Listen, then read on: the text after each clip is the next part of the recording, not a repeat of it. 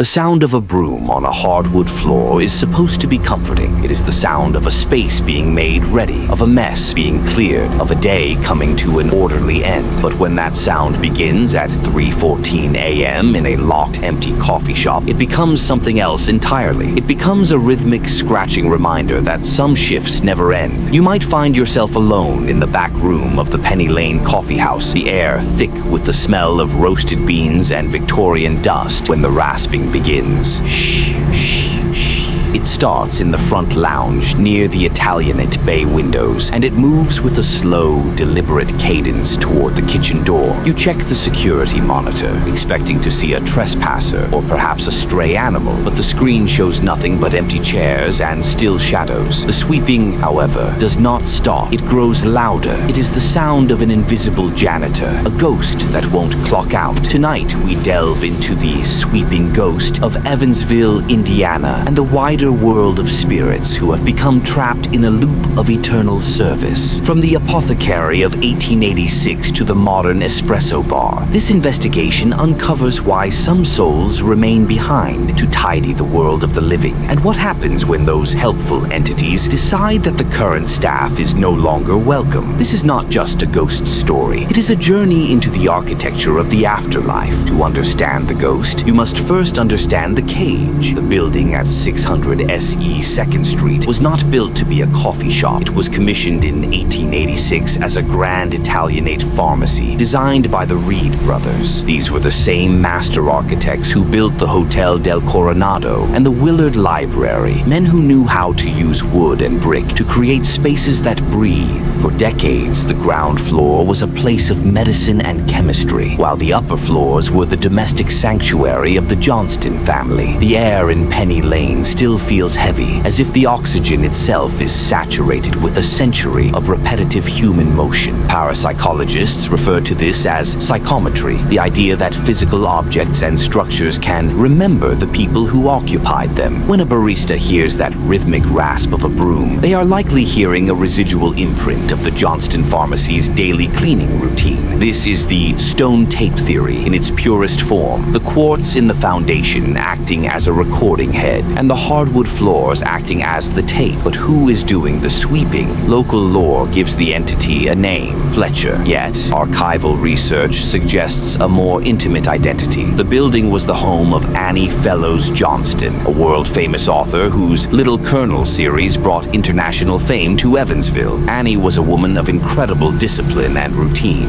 Could the sweeping be her, maintaining the order of her household even after death? Or is it Hallie Eves Johnston, the first wife of the pharmacy owner, who died in 1883 before the building was even finished, perhaps seeking the home she was never able to occupy? There is a specific weight to a haunting. In 1901, a physician named Duncan McDougall claimed that the human body loses precisely 21 grams at the moment of death. If this mass represents a bioelectric energy signature, it does not simply vanish, it seeks a conduit. In the parapsychological community, it is understood that spirits often pool their energy to interact with the physical world. Imagine the energy required to flip a light switch or knock a heavy canister of coffee beans off a counter. At Penny Lane, these events are common. Staff report shutting down every breaker, locking every door, and walking to their cars only to see the entire shop suddenly illuminated behind them. When they return inside, the switches have been physically moved to the on position. This is not a residual loop. This is an intelligent haunting, an entity that is aware of its surroundings and capable of manipulating them. Is the ghost helpful? The folklore of the brownie suggests that these spirits are guardians of prosperity. They clean the floors and organize the tools because they believe they are the true owners of the establishment. But brownies are notoriously easy to offend. In the old stories, if you offered a brownie a suit of clothes, it would vanish forever, insulted by the implication that its service was for hire. At Penny Lane, the gift that might offend the spirit is the modernized organization of the space. Perhaps the spirit sweeps because it is trying to clear away the clutter of the 21st century to find the pharmacy it once knew.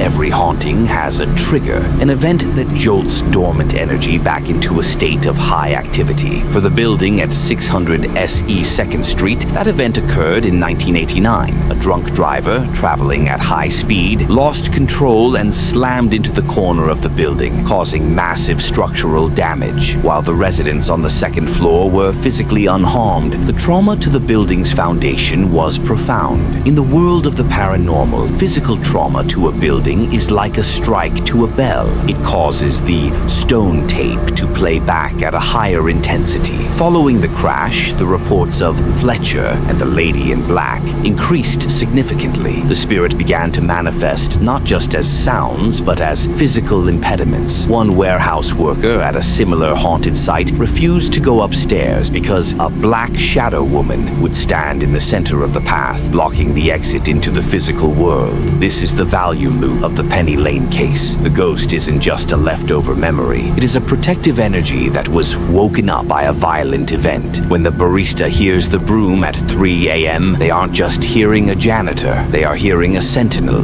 patrolling the perimeter of a building that was once broken and is now being meticulously guarded. The experience of working in a haunted cafe is one of professionalized paranoia. One learns to ignore the cold drafts that feel like a breath on the neck. One learns to speak to the empty air, saying, "Good morning, Annie," or "Please stop moving the milk," as a way to calm the spirits and maintain a sense of agency. There is a chilling account from a technician who was repairing an espresso machine in a mom-and-pop shop after hours. He heard the back door open with the distinct jingle of keys. A woman in a Patagonia sweater walked past him, smiled, and said, "Excuse me, I'll be just a second," as she headed into the kitchen. 10 minutes later, the technician followed her to check if she needed help. The kitchen was empty. There was no other exit. The woman hadn't walked back past him. She had simply unmaterialized into the very workspace she claimed to be using. This is the reality of the spectral coworker. They are unreliable, unpredictable, and they love to make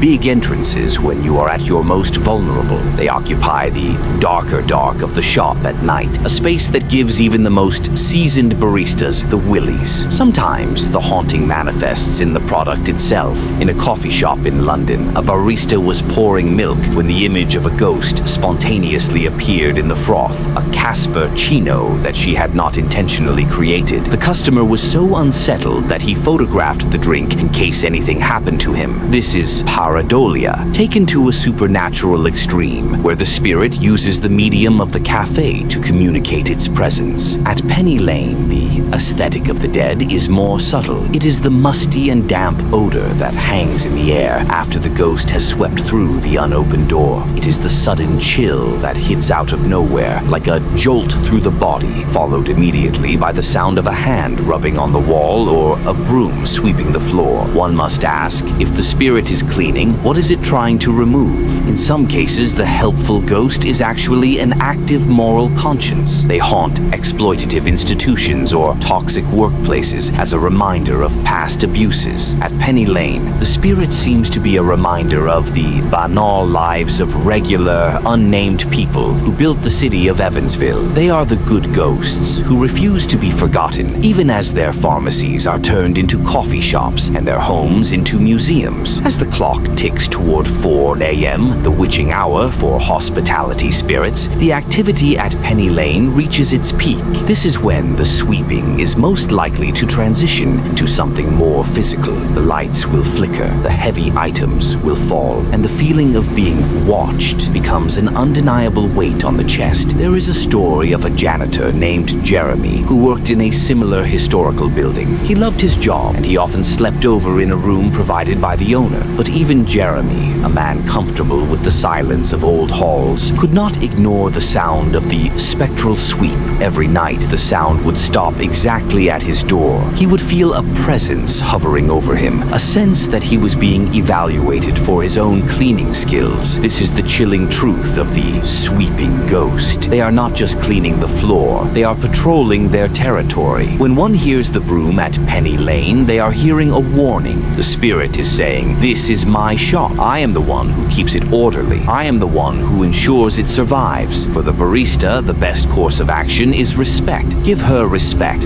as one old chef advised regarding a resident spirit named Jeanette. Do not laugh at the sounds. Do not mock the Fletcher name. And most importantly, do not leave a mess. Because if the sweeping ghost decides that you are the one making the mess, the sound of the broom might just be the last thing you hear before the lights go out for the final time. In the moonlight that illuminates the monstrous mansions of Riverside, the Penny Lane Coffeehouse stands as a monument to the persistence of labor. Whether it is Annie Fellows Johnston writing her next chapter, or an unnamed pharmacy clerk from 1890 finishing his final sweep, the cleaning spirit is a reminder that the things we do in life, small, repetitive, unimportant tasks, are what truly bind us to the earth. So, the next time you find yourself in an old building, listening to a sound that shouldn't be there, do not look for a monster in the shadows. Look for the janitor. Listen for the broom. And remember that some shifts are eternal. Stay vigilant. The third watch is just beginning.